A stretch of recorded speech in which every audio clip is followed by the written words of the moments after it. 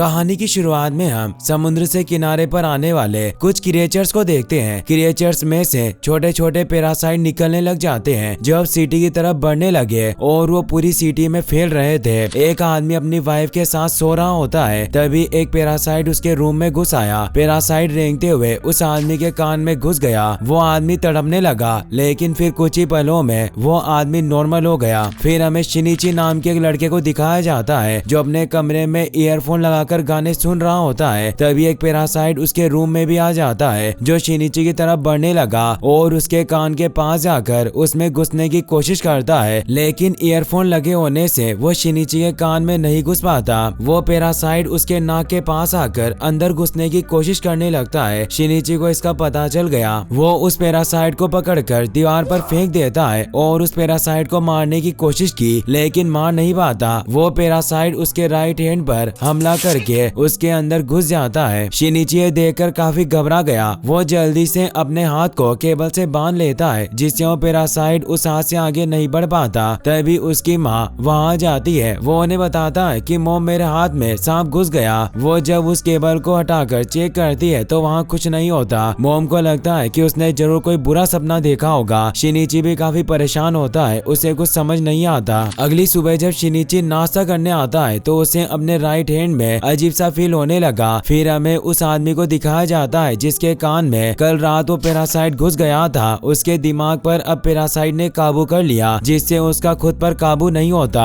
वो अपनी वाइफ के पास आकर उसकी तरफ देखने लगता है। उसका मुंह बहुत ही खौफनाक तरीके से खुल जाता है, यानी कि अब वो पूरी तरीके से पैरासाइट बन गया। उसकी वाइफ कुछ समझ पाती इससे पहले ही वो उसका पूरा सर खा जाता है। वहीं शिनिची अपनी फ्रेंड सातोमी के साथ स्कूल जा रहा होता है, तभी वो बहुत ही अजीब बिहेव करने लगता है। उसका हाथ कंट्रोल से बाहर हो रहा था, जिससे सातोमी वहाँ से चली जाती है। आज पूरे दिन स्कूल में शिनिची को अपने हाथ में बहुत ही अजीब लगा, जैसे उसमें बहुत पावर आ गई हो और उसका हाथ स्ट्रेच हो रहा है। वो किसी भी चीज को पकड़ पा रहा था। वो जब घर वापस आया तो वो इस बारे में इंटरनेट पर रिसर्च करता है। उसके हाथ से एक आंख बाहर आती है। वो कुछ समझ नहीं पाता। वो अपने हाथ को काटने की कोशिश करता है, पर तभी उसका हाथ मॉन्स्टर में तब्दील हो जाता है जो उसे रोक लेता है। शिनिची काफी डर गया। वो क्रिएचर उसकी बातें दोहरा रहा होता है क्योंकि उसे अभी इंसानों की भाषा नहीं आती और वो शिनिची को इंसानी भाषा सिखाने को कहता है। अगले दिन जब शिनिची सोकर उठता है तो वो क्रिएचर बुक्स और लैपटॉप की मदद से इंसानों की भाषा सीखने की कोशिश कर रहा होता है। वहीं वो आदमी जिसमें पैरासाइट घुस गया था वो भी टीवी की मदद से इंसानों की भाषा सीखने लग गया और उसने अपनी वाइफ को पूरा खा लिया। पर शिनिची की बॉडी पर वो क्रिएचर काबू नहीं कर पाया क्योंकि उस रात क्रिएचर ने उसके दिमाग में जाने की कोशिश की तो शिनिची ने उसे केबल से रोक दिया था। अब ये क्रिएचर सिर्फ शिनिची के राइट हैंड को ही कंट्रोल कर सकता है। क्रिएचर शिनिची के साथ रहने से उसे बातें करने लगा। वो शिनिची को बताता है कि मेरा नाम मिगी है, तुम मुझसे डरो मत, मैं तुम्हें नुकसान नहीं पहुंचाऊंगा और तुम भी मुझे कभी भी मत काटना। अगर तुमने मुझे अलग कर दिया तो मैं मर जाऊंगा क्योंकि तुम मेरे होस्ट हो। मिगी स्कूल में बुक से पढ़ा करता,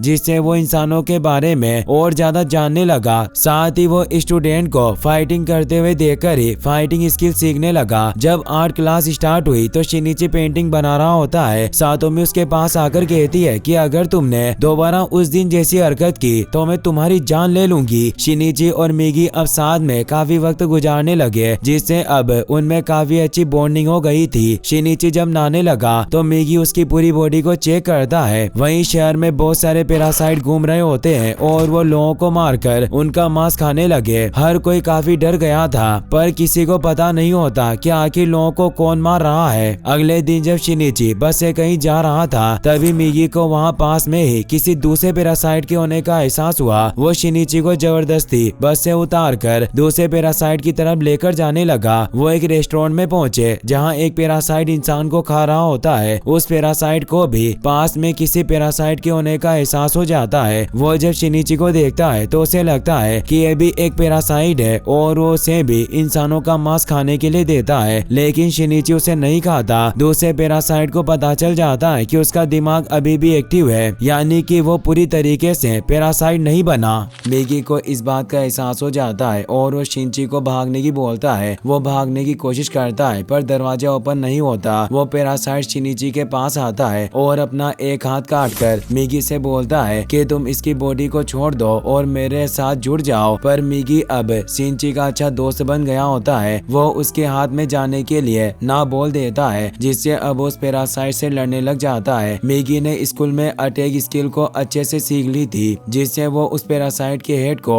बॉडी से अलग करके मार डालता है, जिससे शिनची की जान बच जाती है। शिनिची मिगी को कहता है कि तुमने अपने एक साथी को मार दिया, तो कहता है कि अगर वो तुम्हें मार देता तो मैं भी मर जाता और अब हम दोस्त हैं। शिनिची अपनी माँ को मिगी के बारे में कुछ नहीं बताता। फिर हमें न्यूज में दिखाया जाता है कि शहर में लोगों के मरने की संख्या लगातार बढ़ती जा रही है। किसी को कुछ समझ नहीं आ रहा था कि इन्हें मारने वाला कौन हो सकता है, क्योंकि पैरासाइट किसी को भी मारने के बाद अपना रूप बदल लेते थे। शिनिची भी मिगी के साथ ये न्यूज देख रहा होता है। वो काफी परेशान होता है। वो मिगी से कहता है कि तुम अपने पैरासाइट दोस्तों को क्यों नहीं कहते कि इंसानों को मत खाओ। मिगी उसे कहता है कि जिस तरह तुम इंसान जानवरों को खाते हो, उसी तरह हम पैरासाइट इंसानों को खाते हैं और इसमें कोई बुराई नहीं है। पर मैं तुम्हारी बॉडी के साथ जुड़ा हुआ हूँ, इसीलिए मुझे तुम्हारी बॉडी से ही पोषक तत्व मिलते हैं, जिससे मुझे इंसानों को मारकर खाने की जरूरत नहीं होगी। पर अगर तुमने मुझे चोट पहुँचाने की कोशिश की तो मैं भी तुम्हें मार डालूंगा। वहीं फिर हमें उस रेस्टोरेंट का सीन दिखाया जाता है, जहाँ पुलिस इन्वेस्टिगेशन कर रही होती है। उन्हें कुछ समझ नहीं आता कि लोगों को इतनी बुरी तरीके से कौन मार रहा होगा। अगले दिन जब शिनिची स्कूल में होता है तो मिगी उसे बताता है कि हमारे आसपास एक पैरासाइट है और वो पैरासाइट और कोई नहीं बल्कि उनकी नई टीचर होती है, जिसका नाम रयोको होता है। और जब वो शिनिची को देखती है तो उसे पता चल जाता है कि शिनिची एक पैरासाइट है। और जब वो क्लास खत्म होने के बाद शिनिची से मिलती है तो शिनिची उससे काफी डर रहा होता है। वो शिनिची को कहती है कि डरो मत, मैं तुम्हें कोई नुकसान नहीं पहुंचाऊंगी। तो शिनिची उनसे पूछता है कि तुम यहाँ स्कूल में किस इरादे से आई हो। वो कहती है कि मैं बस इंसानों की तरह जीना चाहती हूँ, ताकि इंसानों जैसी क्वालिटीज हमेशा मुझ में बनी रहे। और फिर वो शिनची को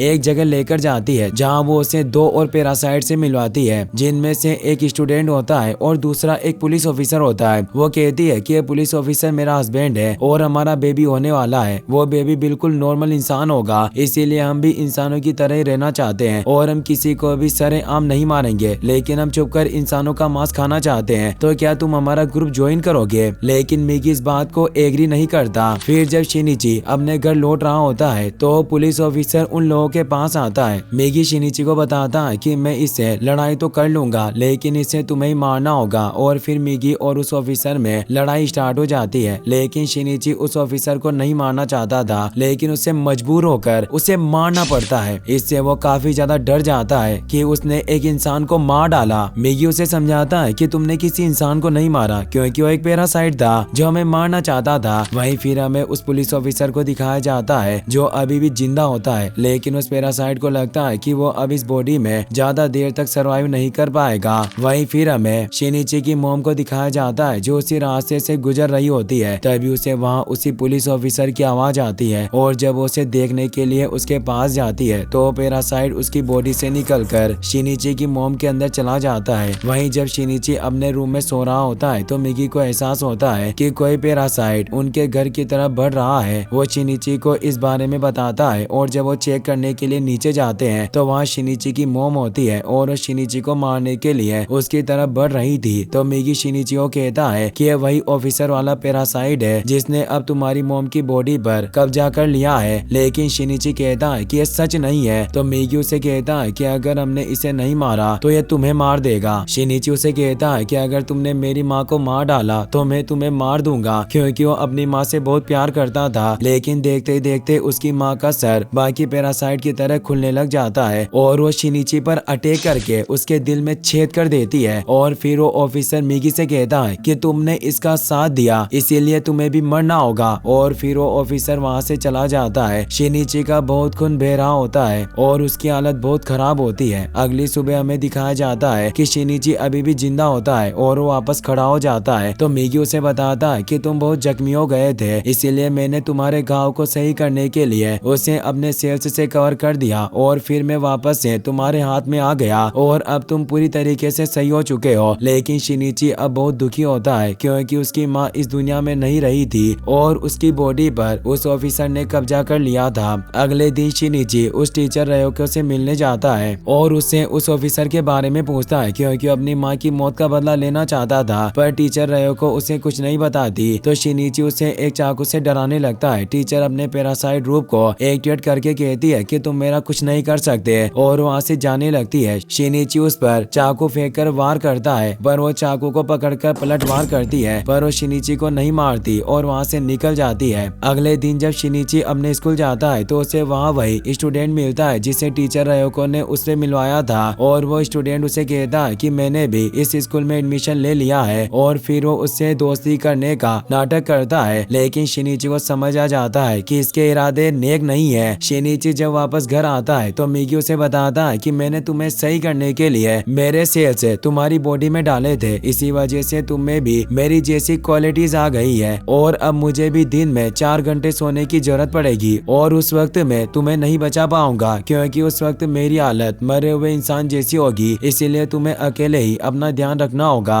वहीं जब अगले दिन शिनिची अपनी फ्रेंड के साथ स्कूल जा रहा होता है कि तभी वो देखते हैं कि रोड पर एक डॉग मरा हुआ है तो उसकी फ्रेंड सातोमी को उसके लिए काफी दुख होता है। तो शिनिची उस डॉग को रोड से उठाकर ले आता है और उसे कचरे में डाल देता है क्योंकि अब उसमें इंसानों की तरह फीलिंग्स खत्म हो रही थी और वो भी धीरे धीरे पूरी तरीके से पैरासाइट बन रहा था। यह देखकर उसकी फ्रेंड को भी बहुत अजीब लगता है कि उसके अंदर कोई फीलिंग्स नहीं रही और वो पत्थर दिल हो रहा है। वो वहाँ से चली जाती है। वहीं क्लास में धीरे धीरे सबको पता चल जाता है कि वो नया स्टूडेंट एक पैरासाइट है तो लड़का सभी को मारने लगता है। यह देखकर सातोमी उसके ऊपर एसिड डाल देती है जिससे उसका मुंह जल जाता है और उसे बहुत दर्द होने लगता है। वो काफी ज्यादा गुस्सा हो जाता है और वो सभी को मारने लग जाता है। वहीं शिनिची को इस बात का पता चल जाता है और वो भी उसी रूम की तरफ आ रहा होता है। सभी स्टूडेंट स्कूल से भाग रहे होते हैं और जब शिनिची क्लास में पहुंचता है तो वो काफी डर जाता है क्योंकि उस लड़के ने सभी स्टूडेंट को मार दिया होता है। मिगी उसे शांत करता है। वहीं वो पैरासाइट लड़का सातोमी को भी मारने वाला होता है कि तभी शिनिची वहां पहुंच जाता है और अपनी दोस्त को बचा लेता है और उससे लड़ने लग जाता है। तभी वहां वो टीचर रयोको आ जाती है और वो चाहती थी कि पैरासाइट का राज किसी को पता ना चले, इसलिए वहां अपना बनाया हुआ बम जला देती है। यह देख शिनिची अपनी दोस्त को लेकर नीचे कूद जाता है। तभी वहां एक बहुत बड़ा ब्लास्ट होता है और अब पुलिस भी अपनी आर्मी लेकर वहां पहुंच चुकी थी। शिनिची अपनी दोस्त को एम्बुलेंस से हॉस्पिटल भेज देता है क्योंकि उसे चोट लगी थी। वहीं जब ऑफिसर स्कूल के अंदर जाते हैं तो हमें पता चलता है कि वो पैरासाइट ब्लास्ट में भी बच गया था और वो उन सभी पुलिस ऑफिसर को मार देता है। वहीं मिगी शिनिची को बताता है कि वो लड़का अभी भी जिंदा है। तो शिनिची को एक आइडिया आता है और वो दूसरी बिल्डिंग की छत पर जाकर एरो की मदद से उसे मार देता है और वहाँ से जाने लगता है। पर टीचर रयोको वहाँ जाती है जो कहती है कि मैं थोड़े दिनों के लिए गायब होने वाली हूँ और वो उसे उस ऑफिसर का एड्रेस दे देती है जिसने उसकी माँ को मारा था और उनकी बॉडी में मौजूद था। और जब शिनिची उस जगह पर पहुँचता है तो उसे वो ऑफिसर दिखाई देता है जो उसकी माँ के अंदर था। लेकिन तभी मिगी के सोने का टाइम हो जाता है तो शिनिची काफी डर जाता है क्योंकि अब मिगी उसके साथ नहीं लड़ सकता था। मिगी उसे कहता है कि मैं इसके साथ लड़ाई में कुछ नहीं कर सकता, बस मैं तुम्हारे लिए सोर्ड बन सकता हूँ। और अब मिगी सो जाता है और वो सोर्ड में तब्दील हो जाता है। शिनिची उस पैरासाइट पर हमला करने लग जाता है जिससे उस ऑफिसर को भी पता चल जाता है कि अब ये पूरी तरीके से पैरासाइट बन चुका है क्योंकि इंसान में इतनी फुर्ती नहीं होती और वो मेरे वार से नहीं बच सकता था। शिनिची और ऑफिसर में बहुत देर तक फाइट होती है और फाइनली शिनिची जैसे तैसे करके उस पैरासाइट की गर्दन काट देता है जिससे वो पैरासाइट वहीं पर मर जाता है। फिर हमें दिखाया जाता है कि शिनिची अपनी दोस्त सातोमी से हॉस्पिटल मिलने जाता है जहाँ वो डिसाइड करता है कि वो एक एक करके सभी पैरासाइट को ढूंढ ढूंढ कर मार देगा ताकि वो इंसानों को बचा सके। वहीं हमें एक जासूस को दिखाया जाता है जो छिपकर शिनिची और मिगी की फोटो ले रहा होता है। अब हम आर्मी को देखते हैं जिन्हें अब पता चल गया कि शहर में हर जगह पैरासाइट मौजूद है जो इंसानों को अपना शिकार बना रहे हैं। इसीलिए आर्मी अब सभी पैरासाइट को खत्म करना चाहती है ताकि इंसानों को बचाया जा सके। वो जेल से उरागामी नाम के एक सीरियल किलर को लेकर आते हैं क्योंकि इंसानों में से पैरासाइट को पहचान सकता था। ऑफिसर उसके सामने एक एक करके इंसानों को लेकर आते हैं तो वो सबको नॉर्मल कह देता है। लेकिन जब उसके सामने शिनिची आता है तो वो काफी सोच में पड़ जाता है लेकिन फिर वो उसे भी नॉर्मल बता देता है। वहीं जब शिनिची वापस अपने घर लौट रहा होता है तो मिगी उसे बताता है कि मुझे यहाँ पास में एक पैरासाइट महसूस हो रहा है। शिनिची उसे मारने के लिए उस बिल्डिंग में जाता है। पैरासाइट एक इंसान को खा रहा होता है लेकिन जब वो शिनिची को देखता है तो वो उसे मारने के लिए आगे बढ़ता है। शिनिची और मिगी दोनों मिलकर उसे मार देते हैं क्योंकि अब शिनिची भी पैरासाइट को मारना सीख गया था। तभी उसे वहाँ किसी चीज के गिरने की आवाज आती है। उसे महसूस होता है कि कोई उसका पीछा कर रहा है, लेकिन जब वो बाहर जाकर देखता है तो वहाँ उसे कोई नजर नहीं आता क्योंकि उस जासूस ने अपने आप को छुपा लिया होता है। शिनिची और मिगी घर जाकर खाना बनाते हैं। फिर हमें इस शहर के मेयर को दिखाया जाता है जिसकी बिल्डिंग में बहुत सारे पैरासाइट होते हैं। इसका मतलब ये होता है कि वही इन पैरासाइट से लोगों को मरवा रहा है। टीचर रयोको भी उसके साथ ही काम करती है और अब टीचर का एक बेबी भी हो चुका था जो कि बिल्कुल नॉर्मल ह्यूमन है।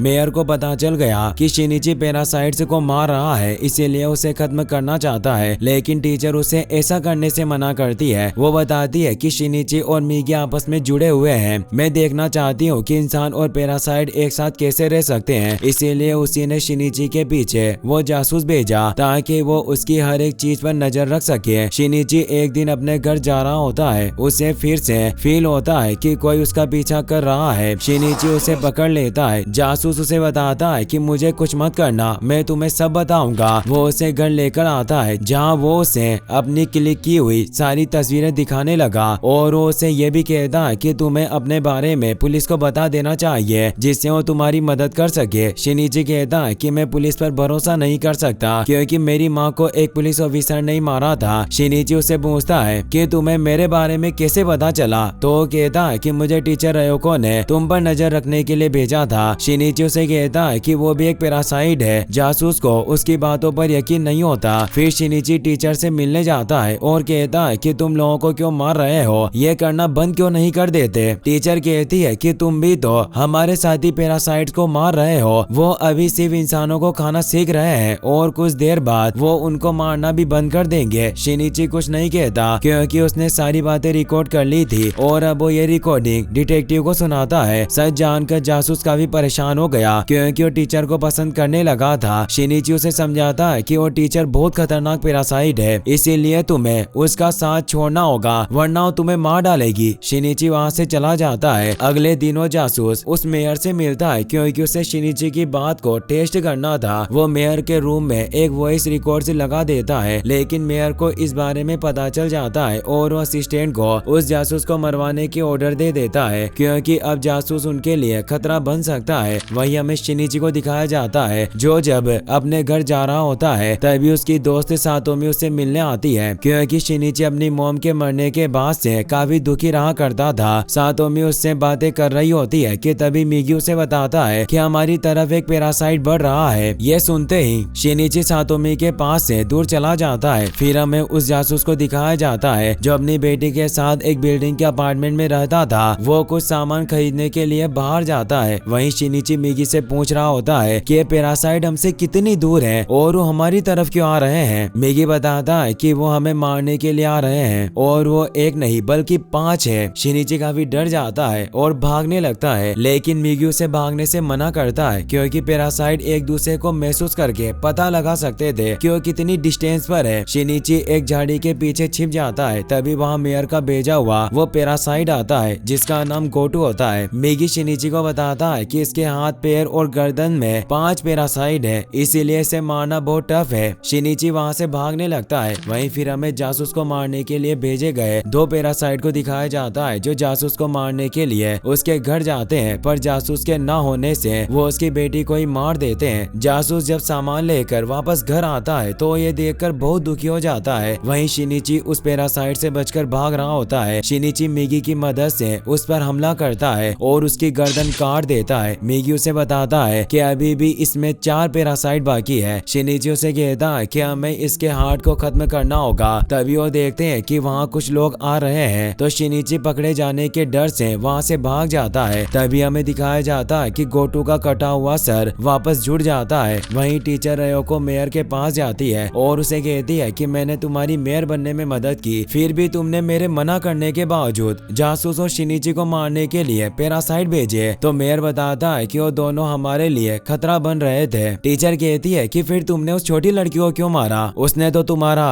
कुछ नहीं बिगाड़ा था। मेयर समझ जाता है कि उस टीचर के दिल में माँ बनने के बाद इंसानों वाले इमोशन वापस आ रहे थे। उसे ये बात बिल्कुल अच्छी नहीं लगती और वो रयोको को मारने के लिए 3 पैरासाइट भेजता है, लेकिन रयोको के एक पैरासाइट होने से उसे ये बात पता चल जाती है। वो तीनों पैरासाइट को पार्किंग में बुलाती है और उन तीनों को अकेले ही मार देती है। लेकिन जब वो घर आती है तो वहाँ उसका बेबी नहीं होता। उसे एक नोट मिलता मिलता है जिस पर लिखा होता है कि तुम्हारा बच्चा मेरे पास है और ब्रिज पर मुझसे मिलने आओ। टीचर समझ जाती है कि उसके बच्चे को जासूसी लेकर गया है क्योंकि वो उसकी मरी हुई बेटी का बदला लेना चाहता है। वही हमें आर्मी को दिखाया जाता है जो पैरासाइट को पकड़ने के लिए एक ऑपरेशन चलाती है क्योंकि उन्हें पता चल गया था कि सभी पैरासाइट का बॉस मेयर ही है जिसने अपनी बिल्डिंग में बहुत सारे पैरासाइट को छिपा रखा है। आर्मी अपनी सारी तैयारी के साथ उस बिल्डिंग में पहुंच जाती है। उन्होंने एक ऐसे डिवाइस को बना लिया था जिससे वो चेक कर सकते थे कि पैरासाइट कौन है। फिर वो बिल्डिंग के सभी लोगों को चेक करना स्टार्ट कर देते हैं और उन लोगों में से जो भी पैरासाइट होता है उसे वो साइड में ले जाकर मार देते हैं। और उनके साथ वहाँ वो सीरियल किलर भी आया होता है जो पैरासाइट को देखते ही पहचान लेता है और वो आर्मी को बता रहा होता है कि कौन पैरासाइट है और कौन नहीं। और वो जैसे ही आर्मी को पैरासाइट के बारे में बताता तो आर्मी उस पैरासाइट को वहीं खत्म कर देती। वहीं फिर हमें जासूस को दिखाया जाता है जो उस बेबी को लेकर एक ब्रिज पर पहुंच चुका होता है। तभी वहां पर टीचर रयोको और शिनिची भी आ जाते हैं। शिनिची जासूस को समझाता है कि तुम्हें इस मासूम बच्चे को मारकर कुछ नहीं मिलेगा, ये बेबी एक नॉर्मल इंसान है। टीचर रयोको भी उसे समझाने की कोशिश करती है लेकिन तभी वहाँ पुलिस आ जाती है। जासूस उस बच्चे को फेंकने वाला होता है जिससे टीचर को मजबूरी में पैरासाइट बनना पड़ता है ताकि वो अपने बच्चे को बचा पाए। वो अपने आधे सिर से उस जासूस की चेस्ट पर हमला कर देती है जिसकी वजह से सबको पता चल जाता है कि वो एक पैरासाइट है। टीचर अपने बेबी को पकड़ लेती है। वहीं आर्मी ऑफिसर मेयर के पास पहुंचते हैं। मेयर पैरासाइट का पक्ष लेते हुए कहता है कि असली मॉन्स्टर्स तो इंसान है जो कि पैरासाइट को बिना वजह मार रहे हैं। ये सुनते ही सारी आर्मी मेयर पर फायर कर देती है जिससे उसकी वहीं पर डेथ हो जाती है। तभी वो सीरियल किलर हंसते हुए कहता है कि वो एक इंसान था। तभी वहाँ गोटू आ जाता है जिसे देखकर वो सीरियल किलर काफी डर जाता है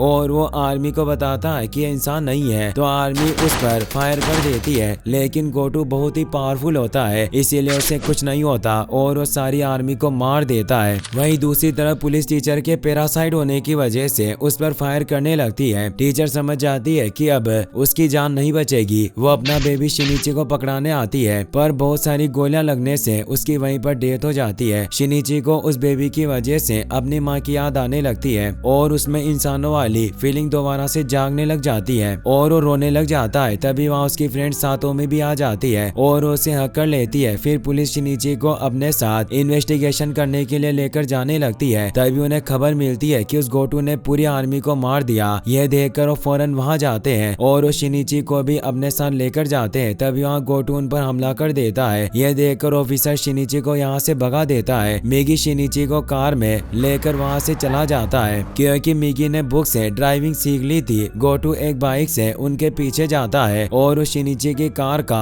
एक्सीडेंट कर देता है। शिनिची उसे बचने के लिए जंगल में चला जाता है लेकिन मिगी उसे कहता है कि भागने का कोई फायदा नहीं क्योंकि वो हमें ढूंढ लेगा, इसीलिए हमें अलग अलग होकर उस पर वार करना होगा। फिर मिगी गोटू से लड़ने लग जाता है और शिनिची उस पर वार करता है लेकिन गोटू से पकड़ लेता है और दूर फेंक देता है जिससे उसका ये प्लेन फेल हो जाता है। और मिगी शिनिची से कहता है कि तुम यहाँ से भागो और अपनी जान बचाओ क्योंकि हम में से किसी एक का जिंदा रहना बहुत जरूरी है। मिगी ये सब इसीलिए कर रहा होता है क्योंकि उन दोनों में काफी अच्छी दोस्ती हो गई थी। मिगी शिनिची के खातिर अपनी कुर्बानी दे देता है और शिनिची को वहाँ से भाग जाने को कहता है। मिगी को गोटू मार देता है जिससे शिनिची काफी उदास हो जाता है। शिनिची सातोमी के घर पर जाता है। वो उसका बहुत ख्याल रखती है। वो सोया हुआ होता है। तभी अचानक वो देखता है कि उसके हाथ से मिगी का एक और हिस्सा ग्रो कर रहा है। ऐसा इसीलिए हुआ क्योंकि जब मिगी ने अपनी बॉडी के हिस्से से उसकी बॉडी को ठीक किया था तो मिगी के सेल्स भी उसकी बॉडी में आ गए थे, इसीलिए वो चाहता तो दोबारा ग्रो कर सकता था। शिनिची को फील हो गया कि मिगी वापस से ग्रो कर रहा है जिससे गोटू को उसकी लोकेशन के बारे में पता चल जाएगा। तो वो अपनी दोस्त की जान बचाने के लिए उसको बाइक कहकर वहाँ से चला जाता है लेकिन वो जैसे ही बाहर जाता है तो गोटू उसके पीछे पड़ जाता है और शिनिची भागते हुए एक फैक्ट्री में पहुंच जाता है जहाँ पर वेस्ट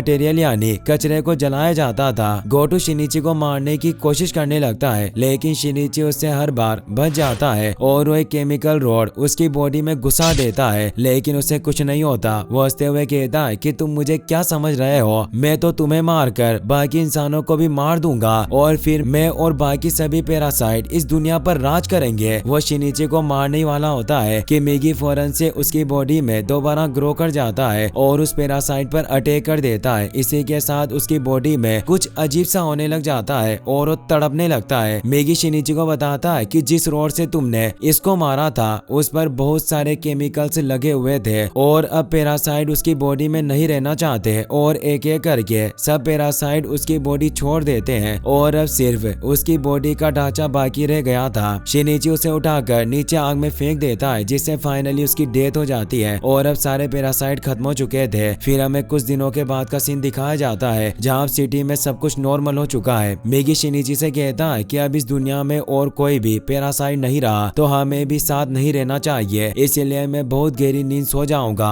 और तुम्हारा हाथ वापस नॉर्मल हो जाएगा। शिनिची उसे ऐसा करने से मना कर देता है, लेकिन फिर भी मिगी उसकी नहीं सुनता और अपने आप को खत्म कर लेता है और शिनिची का हाथ वापस से नॉर्मल हो जाता है। शिनिची काफी दुखी होता है क्योंकि अब उसका दोस्त उसके पास नहीं था। फिर हमें काफी वक्त बाद का सीन दिखाया जाता है। शिनिची और उसकी दोस्त अच्छी जिंदगी गुजार रहे थे और उस टीचर के बेबी से भी मिलने जाया करते थे। अचानक हम देखते हैं कि वो सीरियल किलर वापस आ गया था और उस शिनिची की दोस्त को किडनैप कर लेता है। वो उसके कान में कहता है कि असली मॉन्स्टर इंसान है, लेकिन सातोमी उसे कहती है कि असली मॉन्स्टर तो तुम हो जो लोगों को मारते हो। तो इस बात पर वो सीरियल किलर उसको बिल्डिंग से नीचे फेंक देता है, लेकिन शिनिची फौरन से जाता है और अपना हाथ लंबा करता है, लेकिन वो नीचे गिर चुकी थी और उसे लगता है कि वो मर गई और वो काफी दुखी होता है। लेकिन जब वो अपनी आंखें खोलता है तो उसके हाथ के साथ लटकी होती है, यानी कि मिगी ने उसका हाथ लंबा करके सातोमी को बचा लिया था। वो दोनों बहुत खुश होते हैं और मिगी को थैंक्स कहते हैं। इसी के साथ ये मूवी यहीं पर खत्म हो जाती है। Take care, good bye.